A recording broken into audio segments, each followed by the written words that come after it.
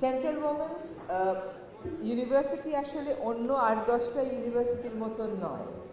এটার একটা বৈশিষ্ট্য হচ্ছে এটা শুধুমাত্র নারীদের জন্যই করা এবং বিশ্ববিদ্যালয় পর্যায়ে শিক্ষার ক্ষেত্রে নারীদেরকে সম্পৃক্ত করে ভবিষ্যৎ বাংলাদেশ গড়ার জন্য উপযুক্ত করার একটা যাত্রাই এই সেন্ট্রাল ওমেন্স ইউনিভার্সিটির মাধ্যমে শুরু হয়েছে। আমরা জানি যে মাঝখানে এই ইউনিভার্সিটি অনেক প্রতিকূলতার মধ্য দিয়ে গেছে, আবার দেখতে ভালো লাগছে যে এই প্রতিকূলতাকে জয় করে আপনাদের যাত্রা অব্যাহত রেখেছেন এবং যাত্রা আরো বেশি দৃঢ় করেছেন। বাংলাদেশে আমার জানা মতে আরেকটা নারীদের ইউনিভার্সিটি আছে টোটালি শুধুমাত্র ওমেনদের জন্য। তো আসলে এটা খুবই জরুরি, কারণ আমি যখন কাজ করেছি, এখনো করছি, আমি দেখতাম যে আমাদের এনজিও সেক্টরে অনেক নারী এক পর্যায়ে চাকরি ছেড়ে দেন, কাজ ছেড়ে দেন। কারণ হচ্ছে বাচ্চা বাসায় রেখে মার পক্ষে আর কাজ করা সম্ভব হয় না।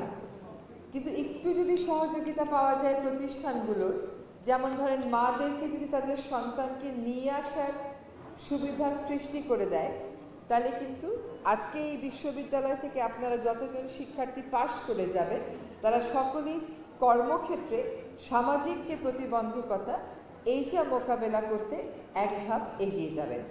আমাদের অনেক বড় বড় ব্যাংক আছে, অনেক বড় বড় সরকারি প্রতিষ্ঠান আছে, বড় মাঝারি ছোট সব ধরনের বেসরকারি প্রতিষ্ঠান আছে।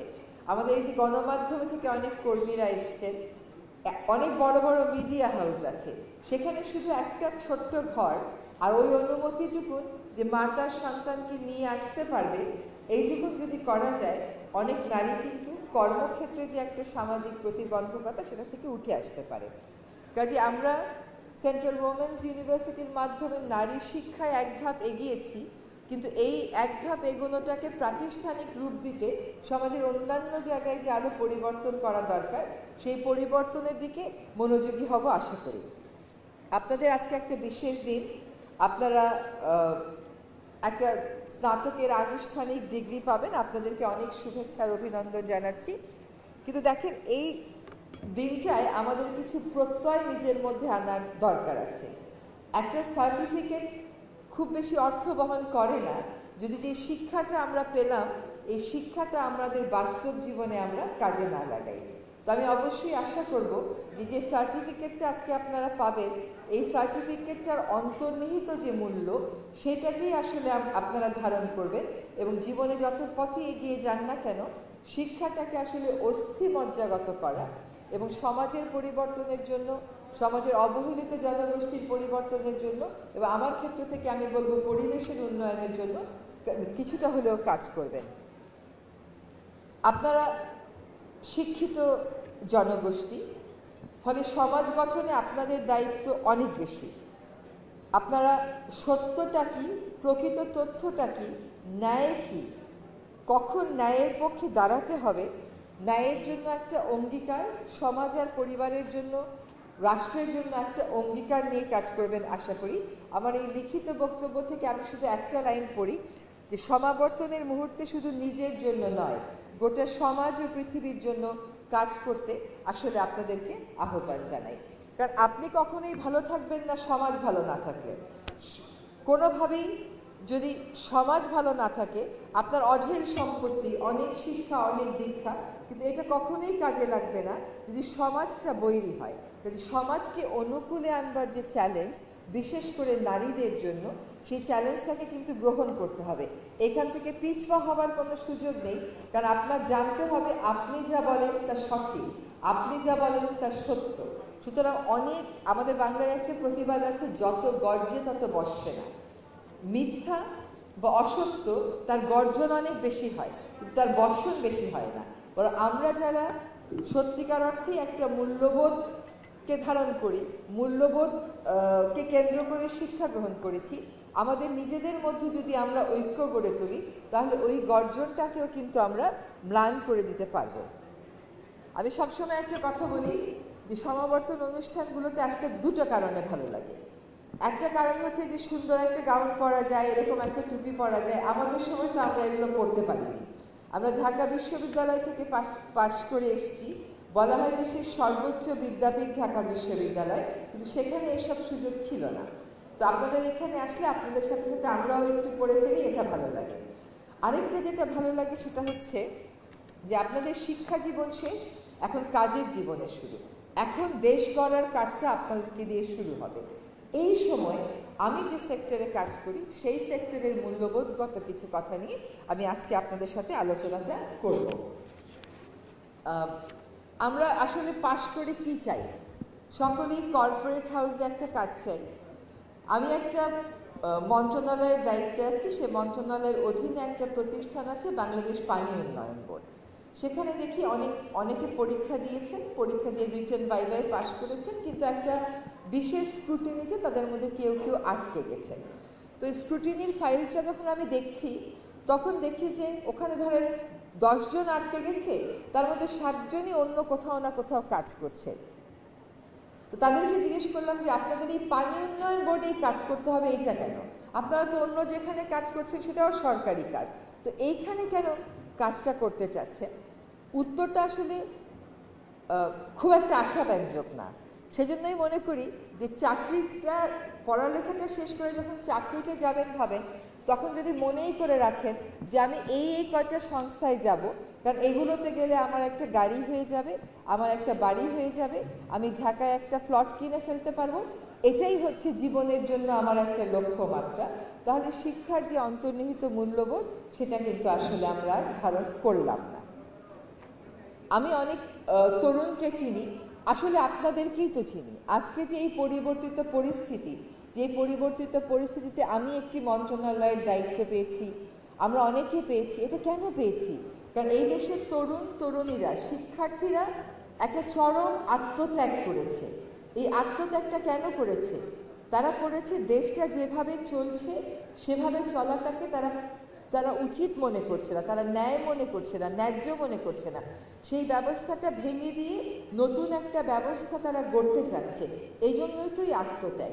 ফলে আপনাদের পরিবর্তন এনে দেওয়ার জন্য যে চরম আত্মবিসর্জন, সেটাকে আমি শ্রদ্ধার সাথে স্মরণ করে বলতে চাই, ওই আত্মবিসর্জনটাকেই ধারণ করে নিজেদের ক্যারিয়ার পাথের কথা ভাববেন।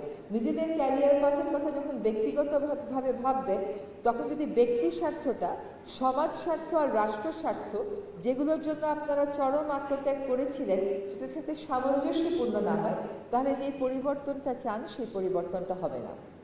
ইংরেজিতে একটা কথা আছে, তার বাংলাটা হলো, তুমি যেই পরিবর্তনটা চাও সেই পরিবর্তনটা তুমি আগে নিজে হও। তুমি নিজে সেই পরিবর্তনটা না হলে সমাজে তো সেই পরিবর্তনটা আসবে না। সেখান থেকে একটু শুরু করি যে আমরা যখন পরিবেশ আন্দোলন করি তখন অনেকেই মনে করতো যে পরিবেশ আন্দোলনটা হচ্ছে একটা খুবই রোমান্টিক আন্দোলন। মানুষ ধানমন্ডি লেকের ভিতর দিয়ে হেঁটে যাবে, বাড়িধারা লেকের ভিতর দিয়ে হেঁটে যাবে, ফুটপাথগুলো খুব সুন্দর থাকবে, সেখানে হকার থাকবে না, এটাই হচ্ছে পরিবেশ আন্দোলন। আসলে পরিবেশ আন্দোলন তার থেকে অনেক বেশি গভীরের একটা জিনিস। পরিবেশ আন্দোলন হচ্ছে কৃষকের কৃষি জমি রক্ষার অধিকার।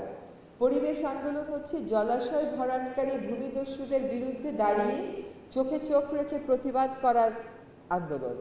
পরিবেশ আন্দোলন হচ্ছে প্রথাগত বনবাসীদের বনের উপর অধিকার প্রতিষ্ঠার আন্দোলন।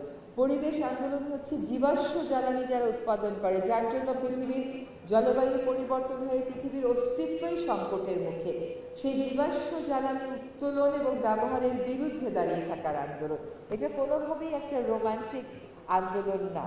পরিবেশ আন্দোলন হচ্ছে মানুষের জীবন এবং জীবিকার সাথে আন্দোলন, এবং এর সাথে সঙ্গত কারণেই নারীর অনেক সম্পর্ক রয়েছে।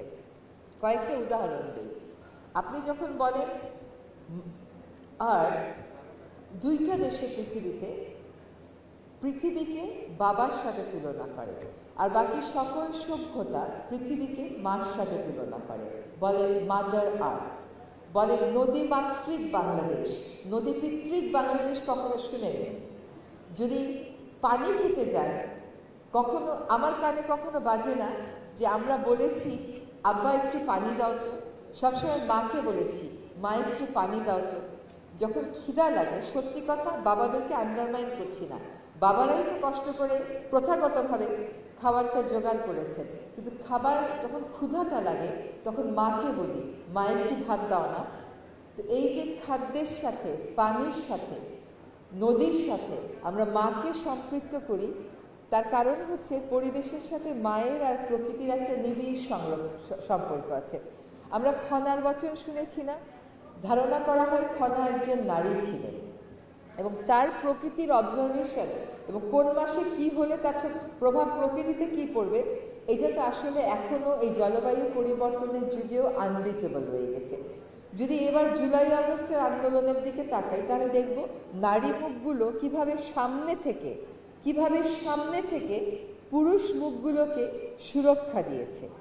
একটা সমাজ ব্যবস্থা যখন ন্যায্য এবং সাম্যভিত্তিক হবে তখন কিন্তু নারী এবং পুরুষের অবস্থানের মধ্যে সেরকম তারতম্য কোনোভাবেই রাখা যাবে না, কিন্তু সেই পথটা আমাদের জন্য কখনোই মসৃণ হবে না। যখন আমি একটা জলাশয়ের দখল নিয়ে আছি বা বন অঞ্চলে দখল নিয়ে আছি আর অন্য কেউ সেই দখল উচ্ছেদ করতে যাচ্ছে, দখল উচ্ছেদটাই সঠিক কাজ, তখন যে দখলদার সে তো সবসময়ই চেষ্টা করবে তার দখল বজিয়ে রাখবার জন্য যত রকম যুক্তি দেওয়া যায়, বল প্রয়োগ করা যায়, সিস্টেমকে ব্যবহার করা যায়, সেটাই করবে, তাই না?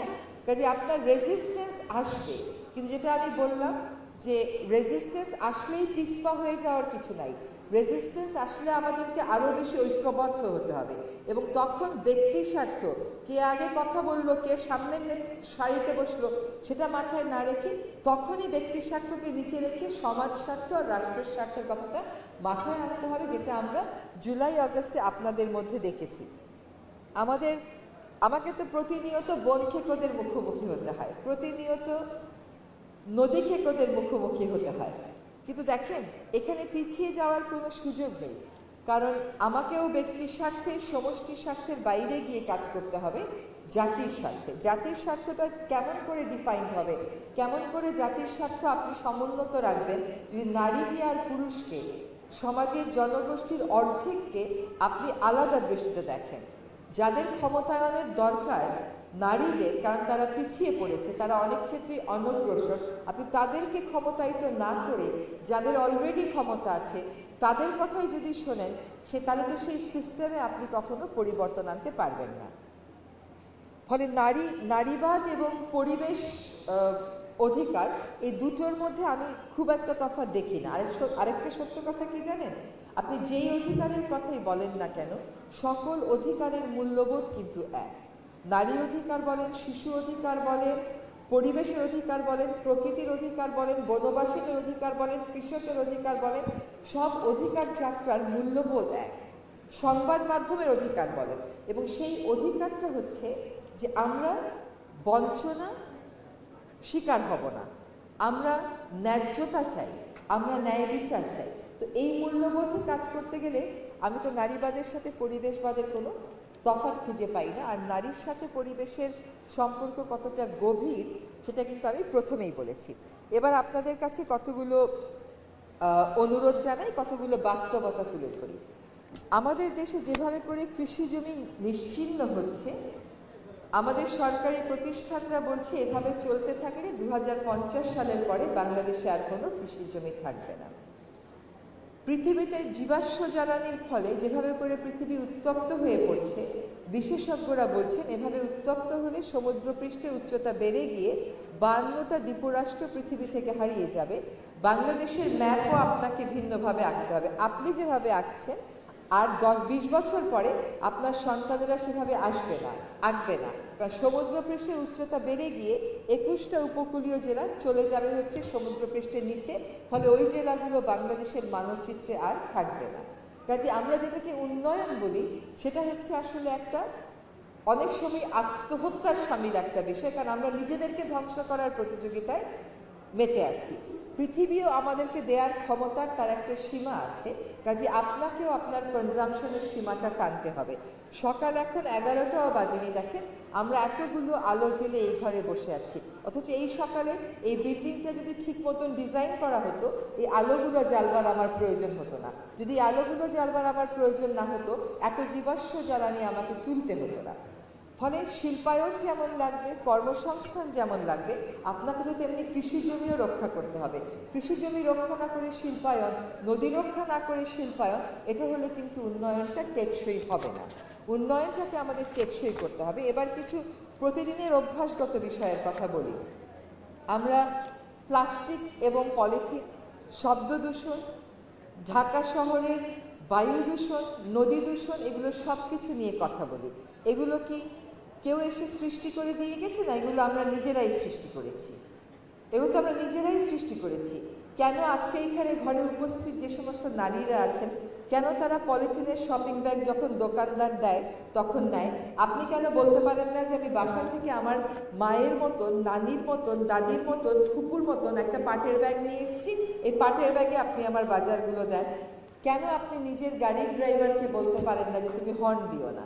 আপনার গাড়ির ড্রাইভার যদি হর্ন দেয়, ধরেন এই দেশে 1 কোটি মানুষের গাড়ি আছে, ধরেন 1 কোটি ড্রাইভার হর্ন দিলে সরকার কি 1 কোটি গাড়ির পিছনে 1 কোটি পুলিশ দিতে পারবে? তো পারবে না। আপনার নিজের অভ্যাসটা বদলাতে হবে। আমাদের প্রত্যেকের কনজাম্পশন প্যাটার্নটা বদলাতে হবে।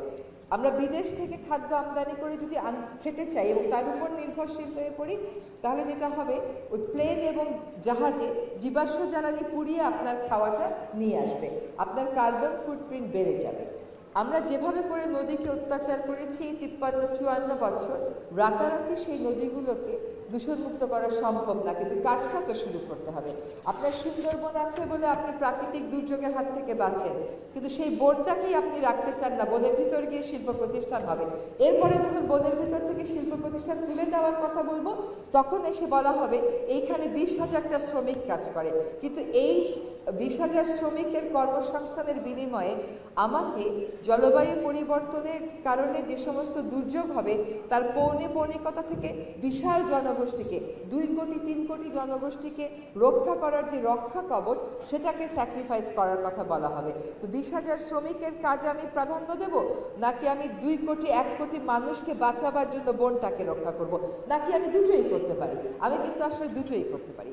এই প্রথম থেকে পরিকল্পনা ঠিক করলে দুটোই করতে পারি, প্রথম থেকে অন্যায়ের বিরুদ্ধে অবস্থান নিলে দুটোই করতে পারি।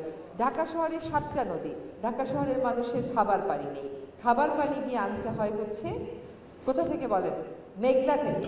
ওই অত দূরে মেঘনা থেকে খাওয়ার পানি আনবার যে টাকা, সেটাও কিন্তু আপনার আমার পকেট থেকেই যাচ্ছে। আমাদের প্রকৃতিটাকে সকলেরই ওন করতে হবে, এটা কোনো বিশেষ গোষ্ঠীর হাতে ছেড়ে দেওয়ার কোনো সুযোগ নাই। আপনি সেই উন্নয়নটাকে গ্রহণ করবেন যে উন্নয়নটা প্রকৃতিকে ধ্বংস করে না। প্রকৃতিটাকে মাঝখানে রেখে আপনার জীবনধারা এবং উন্নয়নকে সাজাতে হবে। আপনি যদি আপনার জীবনধারা আর উন্নয়নকে মাঝখানে রেখে প্রকৃতি সাজাতে যান, তাহলে মা হিসাবে আপনি খুব একটা রেসপন্সিবল কাজ করবেন না। ফলে প্রকৃতি রক্ষায় আমাদের যেমন দায়িত্ব আছে সরকার হিসেবে, প্রতিটা নাগরিকের দায়িত্ব আছে। এনভায়রনমেন্ট অনেকটা ডেমোক্রেসির মতন। ডেমোক্রেসিতে যেমন প্রত্যেকটা মানুষের দায়িত্ব আছে, পরিবেশের ক্ষেত্রেও কিন্তু তেমনি প্রত্যেকটা মানুষের দায়িত্ব আছে। আপনি এলিফ্যান্ট রোডে যাবেন আর একটা একটা করে ময়লা ফেলবেন, আর সিটি কর্পোরেশনের লোক এসে একটা একটা করে ময়লা তুলবে, তা কিন্তু হবে না। সো ময়লা ফেলা এগুলো হচ্ছে একটা সিস্টেমের নোংরা বহিঃপ্রকাশ, কিন্তু সিস্টেমের ভিতরের আরও অনেক জটিল সমস্যা যেগুলো রয়ে গেছে, তা হচ্ছে প্রাকৃতিক সম্পদগুলো ব্যক্তি স্বার্থ এবং গোষ্ঠী স্বার্থের হাতে তুলে দেওয়া। সেগুলো সকলের বিরুদ্ধে আমাদেরকে এক হতে হবে, কনজামশনে আমাদেরকে অনেক বেশি সীমিত হতে হবে, এবং প্রাকৃতিক সম্পদ যেটা, সেটাকে পাবলিক প্রপার্টি মনে করে, সকলের সম্পত্তি মনে করে আমাদেরকে রক্ষা করার কাজটা করে যেতে হবে। আপনারা আশা করি plastic bag, polythene shopping bag এগুলো বর্জন করবেন। আশা করি একবার পলিথিন শপিংয়ে বর্জনের কিছু নেই, এটা নিষিদ্ধ, এটা আপনাকে মানতে হবে, এবং এই যদি না মানেন তাহলে এই আইনের যে জনস্বার্থমূলক দিক, সেটা আসলে আপনি অস্বীকার করছেন। নিত্য প্রয়োজনীয় জিনিস যখন ব্যবহার করেন প্রতিদিনের জীবনে, একবার ব্যবহার্য প্লাস্টিকটা বর্জন করবেন। এটা যে কেবল পরিবেশের জন্য খারাপ তা না, আপনার জন্য খারাপ, আপনার সন্তানের জন্য খারাপ। আমরা নিজেরা শব্দ করব না, আমাদের একটা খুবই শব্দের কালচার হয়ে গেছে। গায়ে হলুদ 2টা পর্যন্ত ধামধাম করে গান বাজাতে হবে, অনেক জোরে গান না বাজালে গায়ে হলুদের অনুষ্ঠানটা যেন ভ্যালিডিটিই পায় না। সো আমরা গান শুনবো, আমরা অন্যের বিরক্তি না করে ওই অভ্যাসে আসতে হবে যাতে করে আমাদের গানটা অন্যের বিরক্তির কারণ না হয়ে যায়। এরকম সামাজিক জীবনে অনেক কিছুই আমরা করি যেগুলো অন্যের বিরক্তির কারণ হয়ে যায়, অথচ কাজগুলো ভালো, কাজগুলো মানুষকে প্রশান্তি দেওয়ার কাজ, কিন্তু আমাদের করার ধরনটা এমন যে মানুষ এবং সমাজ বিরক্ত হয়ে যায়। আরেকটা কথা হচ্ছে যে যার ড্রাইভারকে একটু কষ্ট করে বলবেন গাড়ির হর্নটা না বাজাতে। ড্রাইভার তখন বলবে এই শহরে হর্ন না বাজিয়ে চলা সম্ভব না। আসলে চলা সম্ভব, শুধু গাড়ির গতিটা একটু কমাতে হবে। কারণ এই শহরে অনেক রাস্তায় কিন্তু রিক্সা চলে না, ফলে রিক্সা সামনে চলে আসবে, মানুষ সামনে চলে আসবে। এই যুক্তি ওই সমস্ত রাস্তায় না থাকলেও ড্রাইভার ওই যুক্তিই দেবে। তখন ড্রাইভারকে বলবেন পার্লামেন্ট ভবনের সামনে তো মানুষ তোমার গাড়ির সামনে আসে না, রিক্সা আসে না, তখন কেন হর্ন বাজাও? যদি গতিটাকে আমরা নিয়ন্ত্রণে রাখতে পারি তাহলে আমরা হর্নের কালচার থেকেও সরে আসতে পারবো। বন রক্ষায়, নদী রক্ষায়, খাল রক্ষায়, যার বাসার সামনের লেক রক্ষায় সকলকে আমাদের নিজেদেরকে সচেষ্ট হতে হবে। এবং কমিউনিটি ম্যানেজমেন্ট কিন্তু is the best form of management. Community যখন কনসিয়াস হয় অ্যান্ড রেসপন্সিবল হয় তখন সরকারের কাজটাও সহজ হয়ে যায়। আমি মনে করি আমার মডেল হচ্ছে কমিউনিটিকে ইনভলভ করে পরিবেশের সম্পদগুলোকে বাঁচিয়ে তোলা। আমরা অবশ্যই আশা করি যে আপনারা দায়িত্বশীল হবেন, আপনারা অনেক বেশি মানবিক হবেন। শুধুমাত্র মানবিক মানুষের জন্য হবেন না, প্রাণীকুলের জন্য মানবিক হবেন। এখন দেখতে ভালো লাগে যে ঢাকা শহরে স্ট্রে ডগের সংখ্যা কিন্তু আস্তে আস্তে কমে যাচ্ছে, কারণ তরুণ প্রজন্ম তাদের দায়িত্ব নিতে শিখেছে। একটা দেশ কেমন ওটা যদি রাস্তায় তার স্ট্রে ডগের স্বাস্থ্য কেমন ওটা দেখলেই বোঝা যায়। ওইখান থেকে যখন আমাদের উত্তরণ ঘটছে তার মানে আমাদের মানসিক স্বাস্থ্যের মানসিকতারও অবশ্যই উন্নয়ন ঘটছে। আমরা নাগরিক হিসাবে নিজেদের অধিকারের কথা যতটুকুন বলবো তার চাইতে অনেক বেশি নিজেদের দায়িত্বের কথা বলবো। আমাদের সমাজটা একটা খুবই ভঙ্গুর অবস্থায় এখন আছে। এতদিনের এক্সপ্লয়টেশন, এতদিনের অব্যবস্থাপনা, এইটার ভার আপনাদেরকে অনেক বেশি বহন করতে হবে আমাদের চাইতে। আমরা তো কয়েকদিন পরে চলে যাব। আমাদের দায়িত্বজ্ঞানহীন উন্নয়নের যে বোঝা ওইটা আপনাদেরকে বহন করতে হবে। ফলে আপনাদেরকে কোনটা উন্নয়ন কোনটা উন্নয়ন না সেটা বুঝে টেকসই উন্নয়নের পথে যেতে হবে। আশা করি ভবিষ্যতের নাগরিক হিসাবে সবার উপরে দেশকে রেখে, সবার উপরে দেশের স্বার্থকে রেখে দেশে যাতে ন্যায় বিচার প্রতিষ্ঠিত হয়, দেশে যাতে টেকসই উন্নয়ন নিশ্চিত করতে পারি, কেউ যেন এই উন্নয়নের যে নেট আছে তার বাইরে না থাকেন, সেই সুবিধাবঞ্চিত মানুষের জন্য কাজ করতে পারি, সেই প্রত্যয় নিয়েই আগামীর পথযাত্রা আপনাদের হবে। সকলকে অনেক ধন্যবাদ।